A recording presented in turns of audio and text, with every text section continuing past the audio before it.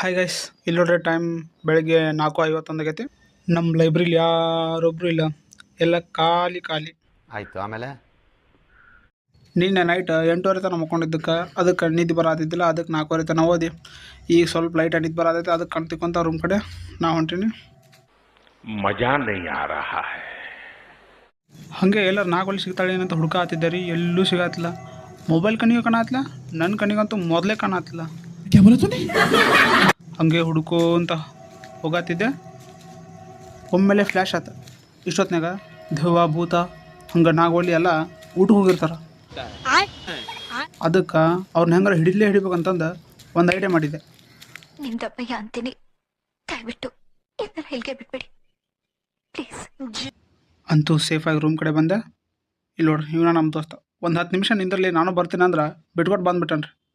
ನನಗೆ ಎಷ್ಟು ಚೀಪ್ ಅನಿಸ್ಬಿಡ್ತು ಅಂದ್ರೆ, ಥೋ ನಿಮ್ಮ ಈ ತರದೆಲ್ಲ ಇದಾರೆ ಜನ. ದೆವ್ವ ಭೂತ ಊಟ ಮಾಡತ್ತಿರ್ತಾವ ಅಂತಂದು ನಾನು ಊಟಕ್ಕೆ ಕುಂತರಿ. ಮೇ ಬಿ ಜಾಯ್ನ್ ಹಾಕೋ ಅಂತಂದು ಒಬ್ಬನಾಗಿದ್ದೆ ನಾನು. ಊಟ ಮಾಡಿದ್ದೆ, ಅವೇನು ಬರಲಿಲ್ಲ ರೀ. ಊಟ ಮಾಡಿದ ತಪ್ಪಿಗೆ ಎಲ್ಲ ನಾನೇ ತೊಳೆ ಹಾಕ್ತೀನಿ. ಇನ್ನು ಎಪಿಸೋಡ್ದಾಗ ದೇವ್ರು ಸಿಗಲಿಲ್ಲ. ನೆಕ್ಸ್ಟ್ ಎಪಿಸೋಡ್ದಾಗ ಹುಡ್ಕೊಣ ಅಷ್ಟೇ. ಈಗ ಮಲ್ಕೋರ್ ಲೇಟ್ ಆಗೈತಿ. ಎಲ್ರಿಗೂ ಲವ್ ಯು ಆಲ್. ಬಾಯ್.